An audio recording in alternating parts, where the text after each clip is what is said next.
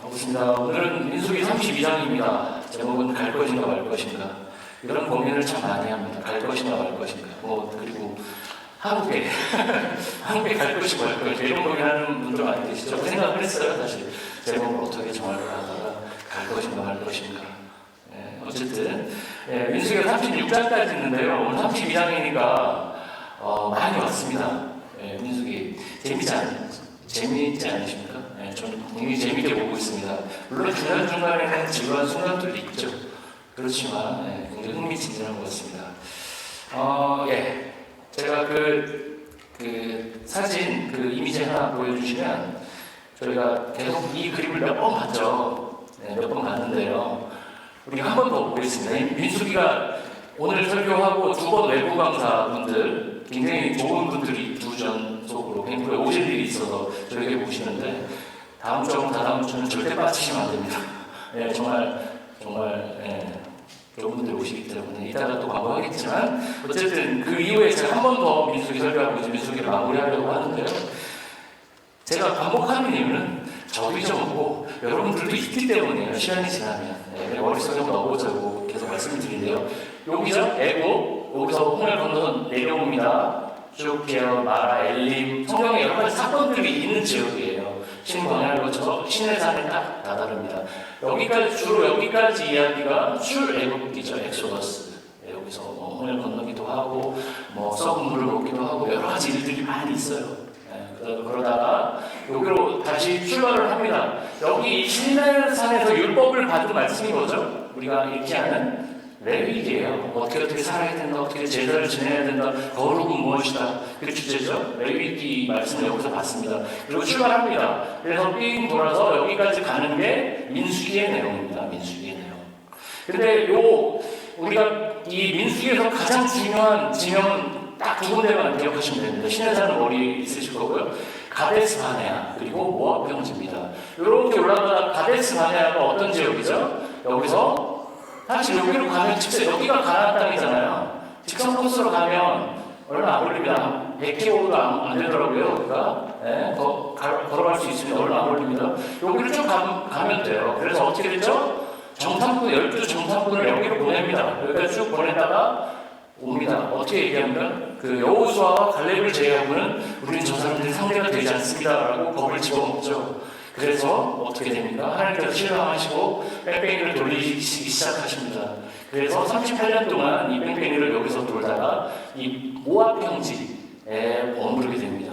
이 모압 평지에서 요단강만 건너면 어디죠? 여리고를 비롯한 가나안 땅입니다. 여기가 이스라엘이죠. 팔레스타인. 그리고 여기가 요단강 동편입니다. 모압 평지입니다.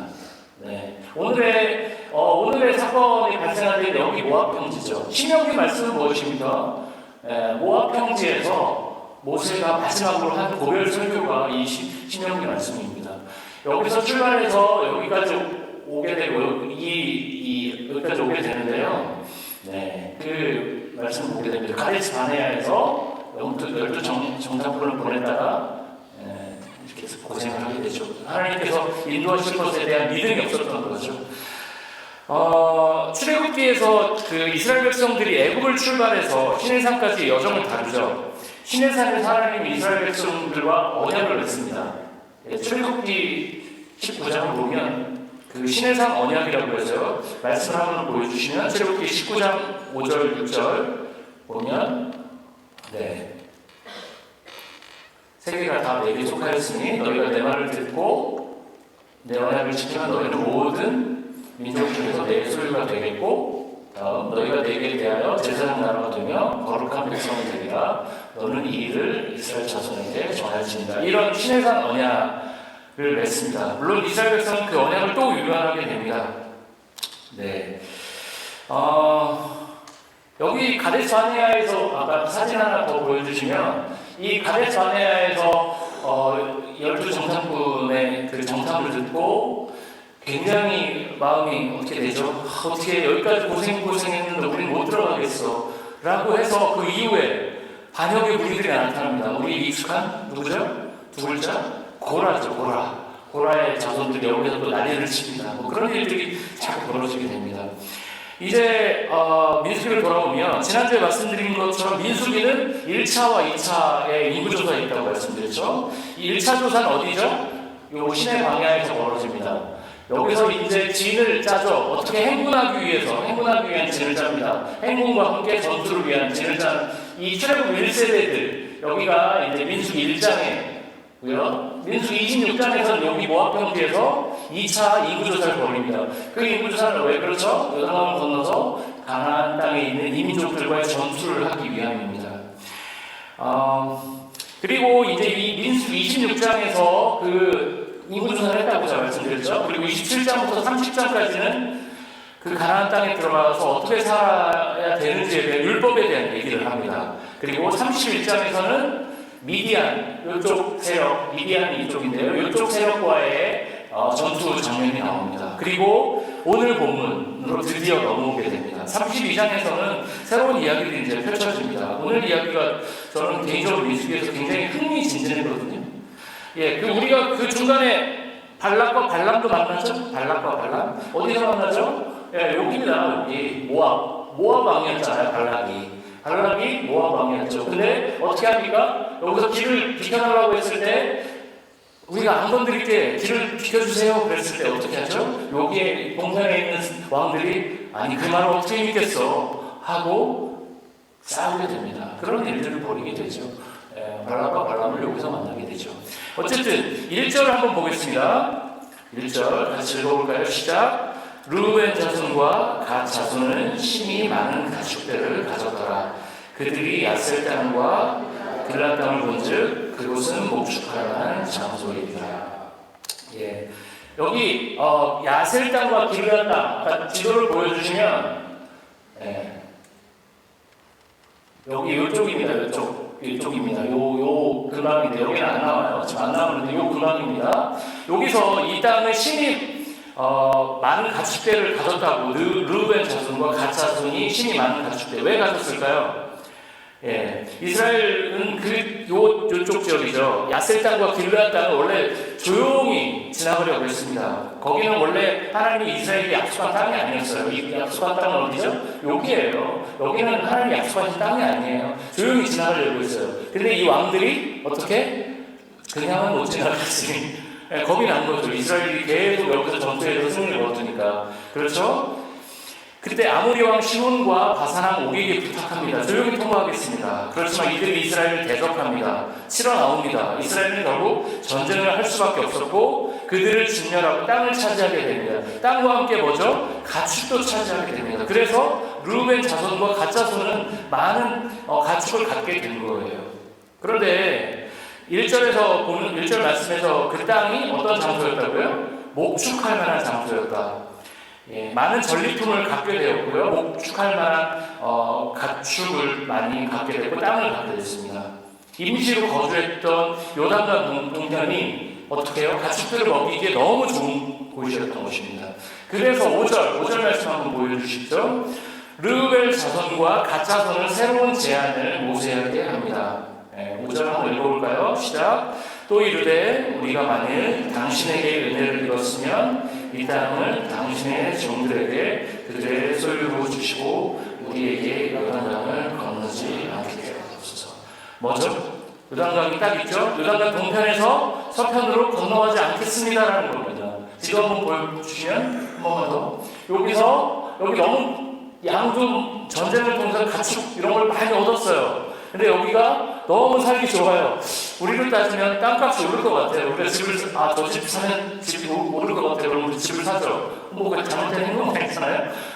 그런 땅인 거예요. 여기 너무 좋아. 여기 가면 누가 있죠? 또 전쟁을 해야 돼요. 가나안 땅. 그런데 어떤 사람이 안악자손 어마어마합니다. 피지컬이 막 다들 박하경 목사님 박하경 목사님 정도 되는 피지컬로 막 되는 190에 막 120kg 이런 사람들이 창을 딱 들고 근데 그 사람들과 전쟁을 해야 되는데요.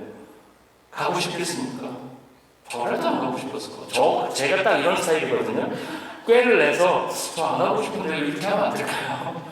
딱 그겁니다. 이 땅의 졸사오니 우리는 여기에 놀러 앉겠습니다. 우리를 여기에 머물게 해주십시오. 모세가 어떻게 반응할까요? 6절과 9절 한번 보여주시면 제가 읽겠습니다. 모세가 갓 자손과 르우벤 자손에게 이르되 너희 형제들은 싸우러 가거늘 늘 너희는 여기 앉아있고 자느냐? 너희 형제들은 가서 같이 싸울 건데 니네는 여기서 있겠다고? 말이 안 되잖아. 7절 보여주시면 너희가 어찌하여 이스라엘 자손에게 낙심하게 하여서 여호와께서 그들에게 주신 땅으로 건너갈 수 없게 하려느냐? 너희가 어찌 이스라엘 다른 백성들까지 낙심하게 만드느냐? 12지파가 다 가서 싸워도 이길까 말까인 싸움을 니네 둘이 쓱 빠지면 이게 되겠어? 라고 얘기하는 거예요. 8절 너희 조상들도 내가 그 가데스 바네아에서 그 땅을 보라고 보냈을 때 그리하였었나니. 아까 가데스 바네아에서 무슨 일이 있었죠? 제가 말을 빨리 하려고 적고 싶은데 정탐꾼을 보냈다가 저거 안 될 것 같아요 하고 접으려고 하잖아요. 그래서 계속 뺑뺑이를 돌죠. 니네 조상들처럼 똑같이 할래? 라고 얘기하는 거죠.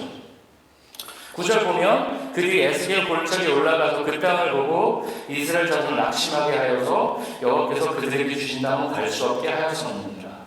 원래 그 땅을 믿음으로 가면 어떻게 간 거예요? 직선으로 쭉 올라가면 북쪽으로 가면 되는 거였어요. 믿음이 없었기 때문에 너희들은 이 땅에 들어갈 자리가 없는 사람들이다. 너희 세대도 못 들어갈 것이다. 그래서 두 명만, 그 세대에서 누구만 들어가죠? 여호수아와 갈렙만 들어가게 됩니다. 우리가 함께 요단강을 건너서 힘을 합쳐서 가나안을 정복하고 지파별로 땅을 분배하기로 했는데 너희들만 쏙 빠지는 게 어디냐라고 모세가 항변하죠. 그렇게 땅을 분배하는 얘기들이 막 나옵니다. 그래서 제가 슬로바의 딸들에서 무슨 얘기를 했었죠? 딸들도 땅을 분배해 주세요 라고 그런 설교를 한 거였잖아요. 그런데 오늘의 행동은 가데스 바네아에서 지레 즙을 겁을 집어먹고 가나안에 못 갈 거라고 했던 너희 조상들의 행동과 똑같다. 모세는 이렇게 나무라고 있는 것입니다. 그리고 15절을 한번 보겠습니다. 15절을 보여주시죠. 같이 읽겠습니다. 너희가 만일 돌이켜 여호와를 떠나면 여호와께서 다시 이 백성을 광야에 버리시리니 그리하면 너희가 이 배고픈 백성을 멸망시킬 것이다. 모세가 세게 나옵니다.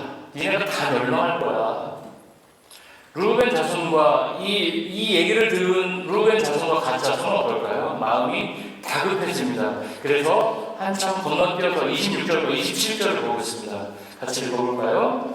우리의 어린 아이들과 아내와 양떼와 모든 가축은 이곳 기브라 성읍들에 두고 종들은 우리의 주의 말씀대로 무장하고 여호와 앞에서 다 건너와서 싸우리이다. 네, 어떻게 하겠다고요? 어린 아이들과 여자들은 안전한 그 땅에 남겨두고 그 사람들을 보호하게 했고 어떻게 해요? 전투할 수 있는 남자들만 요단강을 건너서 동편에 가서 그 전쟁에 함께 참여하겠다. 우리가 우리의 몫을 다 하겠다라고 얘기한 것이죠. 그리고 그 정복 전쟁이 끝나면 우리는 요단강 동편으로 돌아오겠다는 이야기입니다. 모세와 르우벤 같이 파는 나름의 협상을 합니다. 그래서 결론이 어떻게 됐을까요? 어떻게 됐을까요? 제가 어제 이 42장 1절부터 쭉 32장 읽어보시라고 말씀드렸었잖아요. 네, 부탁드렸었죠. 어떻게 됐을까요? 모세는 르우벤 가치파에게 요단강 동편의 땅을 허락해 줍니다. 여기까지 오늘의 스토리입니다. 42장의 스토리인데요. 제가 갈리한테 소개한 오늘의 스토리는 민수기 32장 전체 이야기고요. 그리고 오늘은 42절까지 저희가 다 읽을 수가 없어서 뒷부분까지 읽을 수가 없어서 앞부분만 같이 읽은 것입니다. 저는 오늘의 이야기가 상당히 흥미로웠습니다.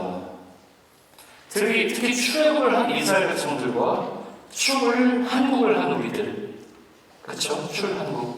전재로 선교사님, 최현정 선교사님 네팔 하셨지만, 네팔에서 나오셨지만, 대부분 한국 하셨죠. 한국에서 나오셨잖아요. 여러모로 겹친 게 굉장히 많아 보였습니다. 우리는 다양한 이유와 목적으로 한국을 떠나왔습니다. 출국한 백성들도 마찬가지였습니다.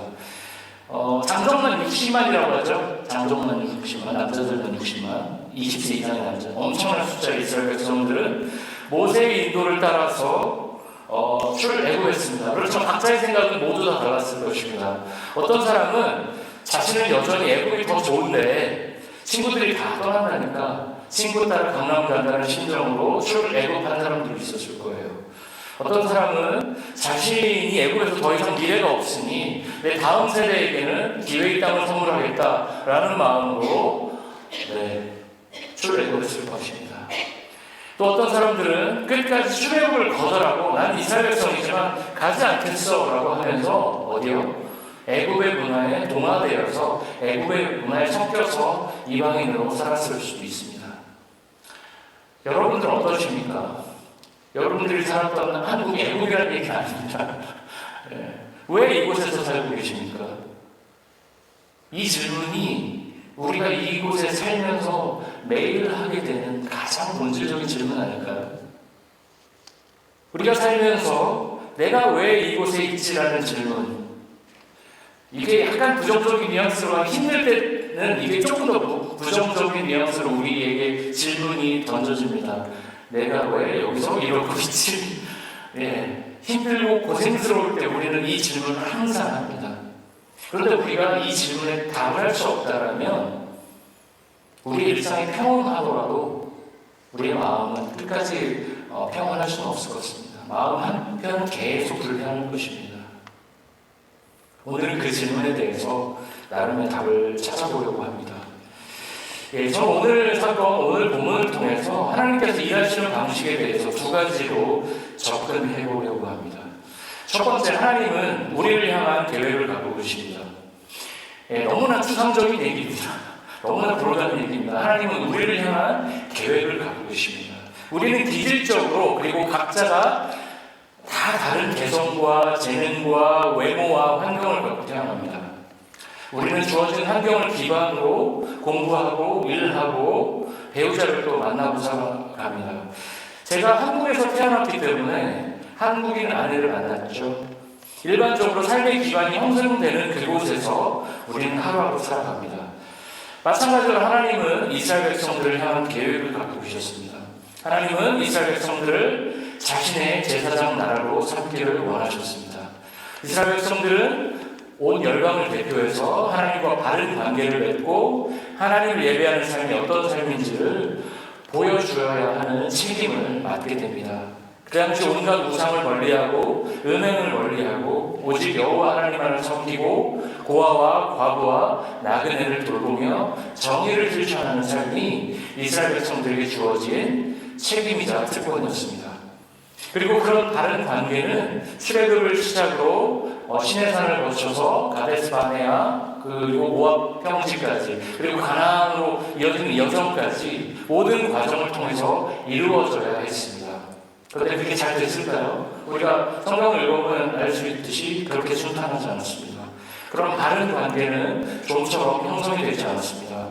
이스라엘 백성들이 끊임없이 하나님의 뒤통수를 칩니다. 어쨌든 하나님께서는 그 이스라엘 백성들을 향한 계획을 갖고 계속 그 계획을 이스라엘 백성들의 반응과 상관없이 이루어가고 계십니다. 이스라엘 백성들을 향한 계획과 함께 그 계획들을 이루어 가시는 것처럼 마찬가지로 하나님께서도 우리를 향한, 우리 교회를 향한, 우리 개인들을 향한 계획과 구원의 여정을 이루어가고 계십니다. 우리를 향한 하나님의 계획이 무엇이죠? 우리를 하나님의 자녀로 부르신 것, 마음같은 제사장으로 부르신 것, 그리고 우리를 통해 하나님 나라가 무엇인지를 다른 이들에게 보이는 것, 우리를 통해 하나님이 소개되고 우리를 통해 하나님의 샬롬이 실현되는 것, 그것이 하나님께서 우리를 부르신 목적이고 계획입니다. 그리고 그런 과정에서 하나님은 우리의 기질과 달란트를 사용하십니다. 우리는 다 달라요. 운동을 잘하는 분들이 계시죠. 공부를 잘하는 사람들이 있습니다. 감정적으로 예민해서 다른 사람들의 정서적 아픔을 잘 공감하는 분들이 계십니다. 어떤 분들은 감정적으로 좀 둔하지만 굉장히 성실하세요. 그래서 공동체를 뚝심 있게 잘 챙겨주는 분들도 계십니다. 그 모든 어떤 달란트와 기질을 더해서 하나님은 이 공동체를 사용하시고 그 계획들을 이루어가고 계십니다. 제가 첫 번째로 말씀드렸던 것이 무엇이죠? 하나님은 우리를 향한, 그리고 우리 개인과 우리 공동체를 향한 계획을, 그 계획을 갖고 계시고 그 계획을 지금도 이루어가고 계신다. 그런데 하나님은 우리를 향한 계획을 갖고 있다라는 이 문장은 참으로 오해받기 쉬운 문장입니다. 하나님은 우리가 어떤 배우자를 만날지, 어떤 직업을 가질지, 어디로 이사를 해야 될지, 아이들은 어떤 학교에 보내야 될지 구체적인 계획을 갖고 계실 때도 있습니다. 실제로 구체적으로 그렇게 강제적이라고 하긴 그렇지만 강권적으로 역사하셔서 우리를 어떤 삶의 현장으로 몰고 가시는 경우도 있습니다. 그렇지만 그런 경우는 많지 않고요. 대부분 우리에게 자유의지를 맡겨주십니다. 하나님은 디테일한 부분에 대해서는 자유를 주셨습니다. 하나님께서 우리에게 갖고 계신 계획은 우리가 속한 곳에서 우리가 하나님 나라 백성으로 살기를 원하신다는 것입니다. 그런 의미에서 우리는 자유할 필요가 있습니다. 우리가 불의한 이유로 선택하는 것이 아니라면 우리에게는 자유가 주어졌습니다. 우리는 어디든 갈 수 있고 무엇이든 선택할 수 있습니다. 우리를 향한 하나님의 계획은 우리가 그 어디에 있든지 하나님의 자녀답게, 하나님 나라 백성답게 아름다운 공동체를 이루며 살아가는 것입니다. 저와 여러분께 제가 묻고 싶습니다. 하나님의 자녀답게, 하나님의 백성답게 공동체를 이루면서 지금 살아가고 계십니까? 선뜻 저도 네라고 답하기 어려운, 사실 무거운 질문입니다. 우리가 어디에 있든 무엇을 선택하든 우리는 자유할 수 있습니다. 그 어떤 곳이든 그곳에서 우리의 구원을 이루어 가시는 하나님의 섭리에 우리는 순종하면서 살면 됩니다. 그때 하나님께서 원하시는 삶의 태도들이 있습니다. 공동체 안에 갈등이 생길 수 있습니다. 오해가 생길 수도 있습니다. 그러면 우리는 어떻게 해야 할까요? 그 갈등의 당사자를 찾아가서 내가 그렇게 하는 게 원래 그런 의도가 아니었다. 그렇지만 미안하다. 그렇게 일단 미안하다. 라고 사과하면서 관계를 풀어야 됩니다. 받아들이기 어려운 부분들은 서로에게 어필하면서 그렇게 갈등을 조정해 가야 합니다. 우리는 우리를 향한 하나님의 계획이 있다는 거대한 명제를 일상 속에서 잘 실천해 가면서 살아야 합니다. 하나님은 우리에게 뭘 갖고 계시다고요? 계획을 갖고 계시고요. 우리 공동체를 향한 계획을 갖고 계시고요. 그것들을 지금도 이루어가고 계십니다. 그렇지만 우리를 향한 하나님의 계획이 있다는 이 거대한 명제만으로 세상은 바뀌지 않습니다. 우리의 신앙은 바뀌지 않습니다. 그 거대한 명제가 우리 일상 속에서 실천될 때 우리의 삶이 바뀝니다. 거대 담론만으로 세상은 바뀌지 않습니다. 우리의 우리를 성도로 빚어가시는 하나님의 음성에 반응하시면서 살아갈 때 하나님의 구원 계획이 우리 앞에 가시적으로 표현이 되는 것입니다. 두 번째 얘기를 해보도록 하겠습니다. 첫 번째 얘기는 하나님께서 우리 개인과 공동체를 향한 계획을 갖고 계시고 그것들을 이루어가고 계신다는 것입니다. 두 번째 얘기를 해보겠습니다. 오늘의 성경 본문을 통해서 하나님께서는 우리가 하나님께서 예상하시는 선택 범위에 있더라도 그 선택을 존중하신다는 것을 우리는 발견할 수 있습니다. 새로부터 이스라엘 백성들의 목적지가 어디죠? 다 알고 계시잖아요. 가나안입니다. 그런데 오늘 르우벤 갓지파는 가나안에 들어가지 않았습니다. 않겠답니다. 그냥 주저앉겠다고 얘기했습니다. 하나님이 이스라엘 백성들에게 세워놓은 계획과는 다른 선택입니다. 그런데 하나님은 모세를 통해 르우벤 이 갓지파의 선택을 존중해 주셨습니다. 저는 오늘 이 본문이 굉장히 매력적으로 들렸습니다. 저같이 뭔가에 구속되기를 불편해하는 사람들이 이 본문은 저에게 자유를 주었습니다. 저는 이래서 그리스도인인 것이 참 자랑스럽습니다. 제가 하나님의 백성인 것이, 제가 인격적인 하나님을 믿는 것이 너무나 기쁩니다. 오늘 르우벤 갓지파가 이것을 주십시오. 제가 열심히 전투에 참여할 테니까 이것을 주십시오. 라고 했을 때 하나님께서 닥치고 따라와. 라고 얘기했다면 따라가겠죠. 그렇지만 그 마음 한켠에는 어떤 게 있었을까요? 너무한 거 아니야? 라는 그 불만이 쌓이지 않았을까요? 저는 오늘 그 르우벤과 갓지파가 자신의 필요에 맞추어서 약속된 땅이 아님에도 불구하고 그곳을 하나님께 구했을 때 하나님께서 모세를 통해 그 땅을 허락해 주신 걸 보면서 그래, 이러니 내가 하나님 믿지 라는 마음이 들었습니다. 저는 이래서 그리스도인 것이 자랑스럽습니다. 제가 하나님의 백성인 것이 자랑스럽습니다. 비록 성도로 사는 것이, 그리고 저는 목회자로 사는 것이 어깨가 무거울 때가 많이 있습니다. 그렇지만 때로는 자신의 계획을 변경하면서까지 우리를 존중해 주시는 분이 우리의 삶을, 이 교회를 책임지고 계시다는 사실이 더할 나위 없이 저를, 우리를 위로하게 할 것입니다. 하나님은 우리의 예상과 선택을 존중하십니다. 여러분, 밴쿠버를 선택하셨습니까? 하나님께서 밴쿠버를 보내셨습니까? 우리 이 질문 던지지 않나요? 설령 우리가 밴쿠버를 선택한 것이 하나님의 뜻이 아닐 수도 있습니다. 그것이 정확히 하나님의 뜻인지 아닌지 우리는 분별하기 솔직히 어렵습니다. 분명히 정말 이거는 어떻게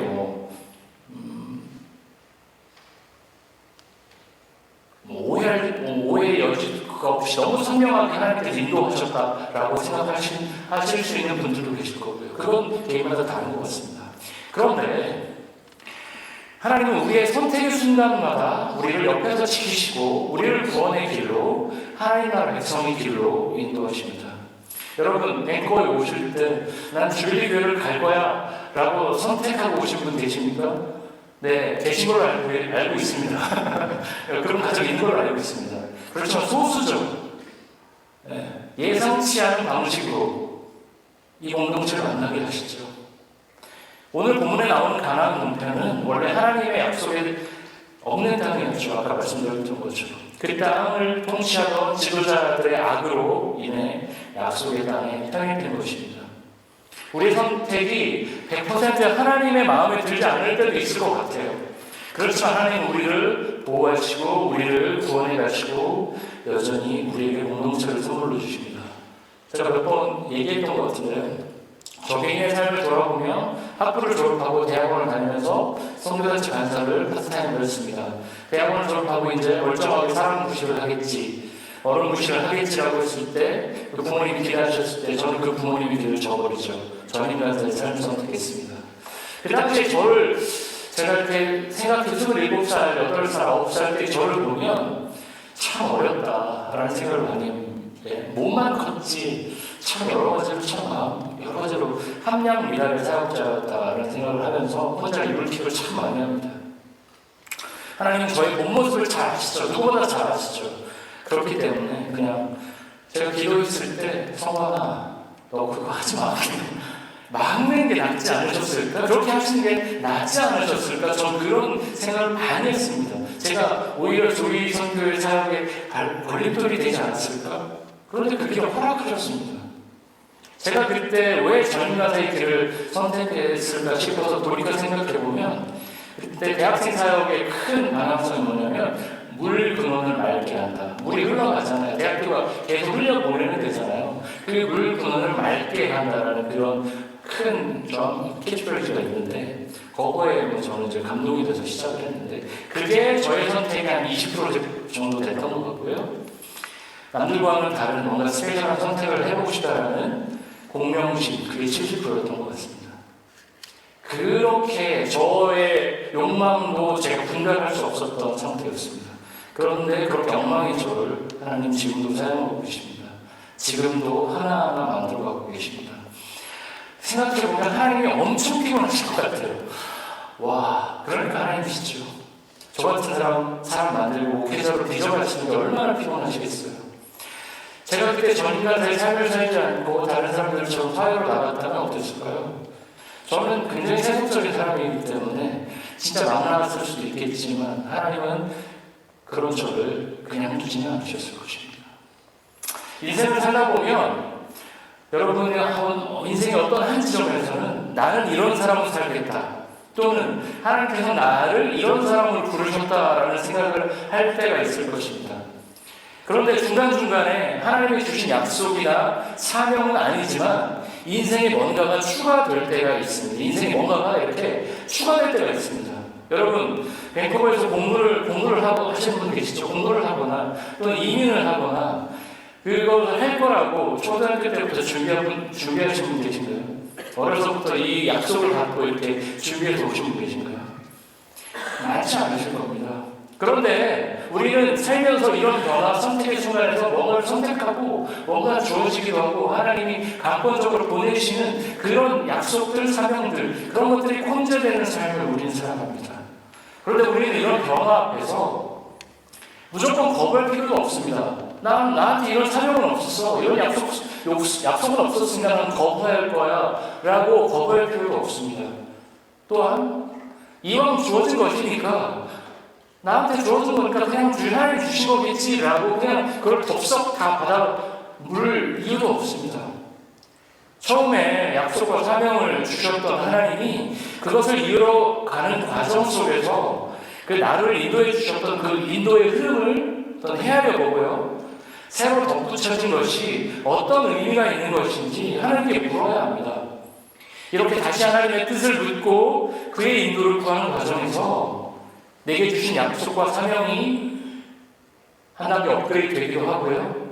내 삶의 자세가 하나님께서 나를 이런 사람으로 부르셨지라고 내가 어떤 존재인지를 다시 다잡기도 합니다. 그렇게 우리는 변화되는 환경 가운데서 유연하게 하나님의 뜻을 쫓아가는 것입니다. 하나님은 우리의 선택을 존중하시는 분이십니다. 우리의 선택이 하나님의 예정된 길 가운데 있지 않더라도 하나님은 우리를 모아주시고 우리를 구원의 여정 가운데 함께 하십니다. 때로는 그 과정 가운데 고통스러운 시간이 오래 지속되기도 합니다. 그렇지만 결국 우리를 그분의 방법대로 그분의 타이밍에서 우리를 구원의 길로 인도하십니다. 제가 설교를 마치려고 하는데요. 설교 초입에 제가 그런 질문 던졌죠. 왜 우리는 이곳에 있을까? 그걸 조금 네거티브한 방식으로 질문한다면 나는 왜 지금 여기서 이러고 있지? 라는 질문을 우리는 늘 많이 던집니다. 라는 질문에 우리가 떳떳하게 답을 할 수 있어야 한다고 제가 말씀을 드렸는데요. 우리는 왜 이곳에 살고 있을까요? 결국 행복하게 살기 위해서 우리는 여기를 선택하지 않았을까요? 그리고 하나님은 우리가 행복하게 살기를 원하신다고 저는 생각합니다. 그런데 더불어 하나님은 우리가 거룩하게 살기를 원하십니다. 다른 분들이 왜 목사님 왜 밴쿠버에 사세요? 라고 부르시면 저는 행복하게 살기 위해서 밴쿠버에 삽니다. 라고 떳떳하게 대답할 것 같습니다. 그리고 한마디 더 붙일 것 같아요. 이곳에서 저는 거룩하게 살 겁니다. 라고 답할 것 같습니다. 네, 그 거룩은 우리에게 책임을 요구합니다. 오늘 29절과 32절 말씀, 32장 29절과 32절 말씀을 한번 보여주시죠. 같이 읽어볼까요? 모세가 그들에게 이르되 갓 자손과 르벤 자손이 만일 각각 무장하고 너희와 함께 요단을 건너가서 여호와 앞에서 싸워서 그 땅이 너희 앞에 항복하게 이르면 길라 땅을 그들의 소유로 줄 것이니라. 우리가 무장하고 여호와 앞에서 가나안 땅에 건너가서 이쪽을 우리가 소유할 되게 하리이다. 하나님은 여기서 반복되는 표현이 있습니다. 눈치채신 분도 계시겠지만 여호와 앞에서입니다. 이스라엘 백성들이 요단강 동편이든 서편이든 어디에 있든지 하나님은 그 어디에 있든지 다 허락해 주셨습니다. 이스라엘 백성들에게 가장 중요한 것은 그들이 여호와 앞에 있는가 아니면 다른 것들을 의지하며 살아가는가입니다. 하나님은 우리를 향한 계획을 갖고 계십니다. 그리고 하나님께서는 우리가 예상 밖의 선택을 하더라도 우리를 존중하고 우리와 함께 계십니다. 그런데 우리에게 주어진 그 자유에는 반드시 요구되는 책임이 있다는 것을 우리는 기억해야 합니다. 시간이 너무나 빨리 흐릅니다. 제가 이 주일리 교회에 첫 발을 디딘 게 달력을 찾아봤습니다. 2014년 9월 7일이었습니다. 한 주 딱 와보고 예, 제가 이 동네 교회를 좀 투어를 하고 있습니다. 하고 한 4달을 로컬 이 교회 저 교회 다른 교회도 가보고 하다가 2015년 1월 4일에 교회 공식적으로 등록하고 다니기 시작했습니다. 이제 거의 10년 가까운 세월이 흘렀습니다.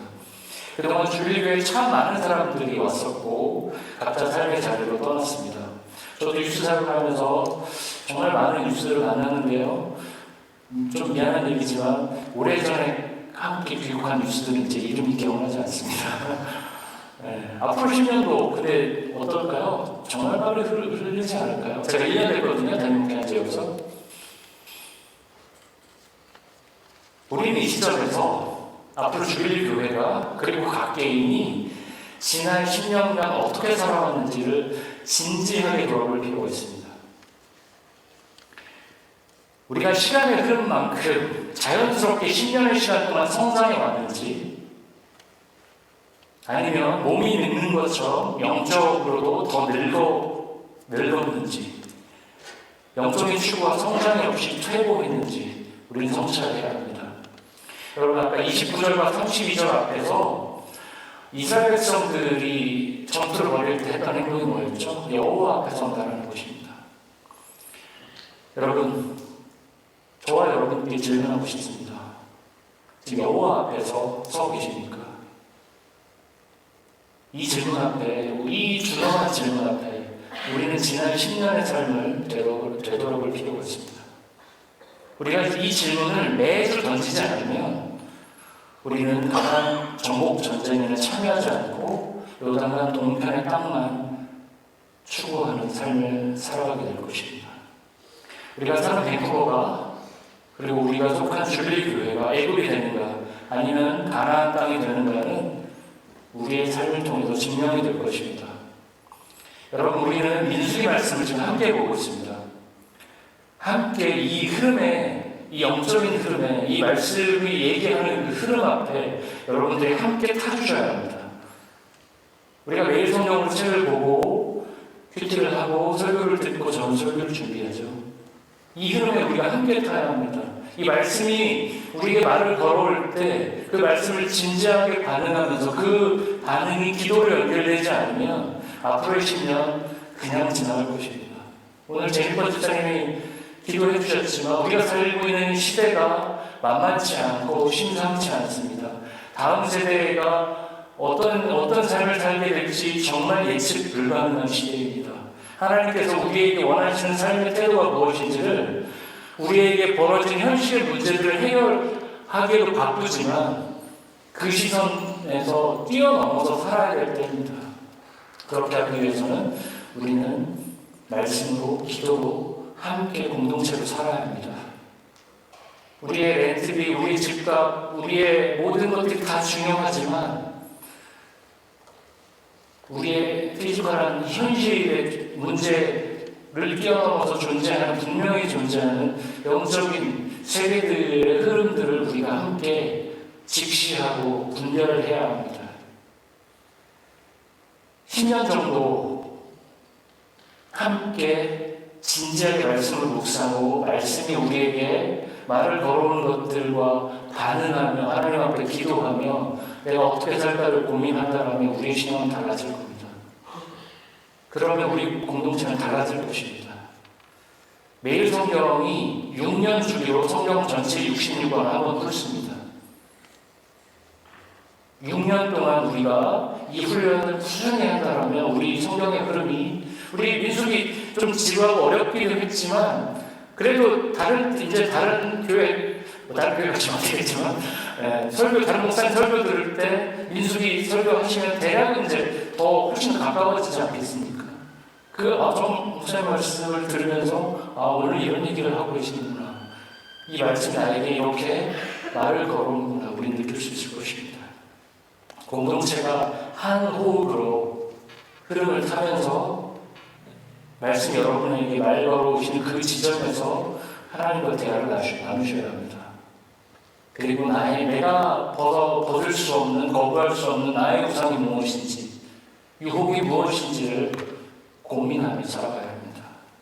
그래야 시간이 주빌리 교회가 10년이 더 흘렀을 때 똑같이 10년 후에는 주빌리 교회가 지금은 그래도 젊다는 얘기를 듣지만 10년 후에는 젊다는 얘기를 못 들을 겁니다. 주빌리 교회도 다른 이민교회 세대가 될 것입니다. 젊은 세대가 유입되지 않으면 시간이 그럴 때 우리가 그 10년 동안 그 훈련 속에서 단단해질 때 주빌리 교회는 새로워져 있을 것입니다.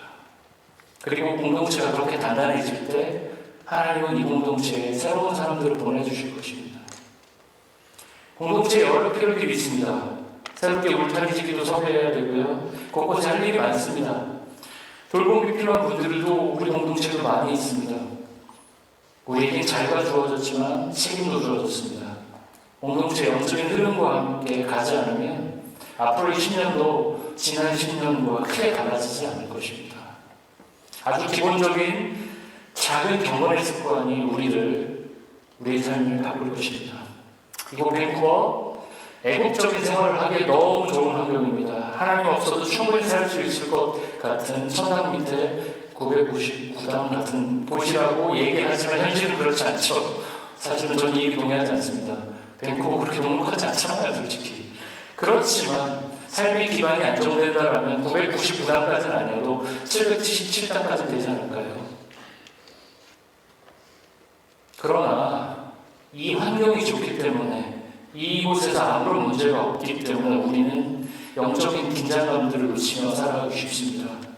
르우벤과 갓 지파가 가나안 땅에서의 치열한 전투를 통해 가나안 동산 땅을 얻었듯이 우리 일상은 치열한 영적인 싸움이 일어납니다. 그 싸움을 옆에 있는 성도들과 함께 하면서 밴쿠버에서 애고의 삶이 아니라 가나안의 삶을 사시기를 기도합니다. 하나님은 우리를 향한 구원의 계획을 오늘도 이루어가고 계십니다. 그리고 하나님의 삶을 벗어나는 선택을 우리가 하더라도 우리를 지켜보시며 우리를 보호하시며 우리를 구원의 길로 인도하십니다. 그 여정이 기쁨의 날이 되기를 기도합니다. 그 여정이 은혜의 날이 되기를 기도합니다. 네, 말씀을 마치도록 하겠습니다.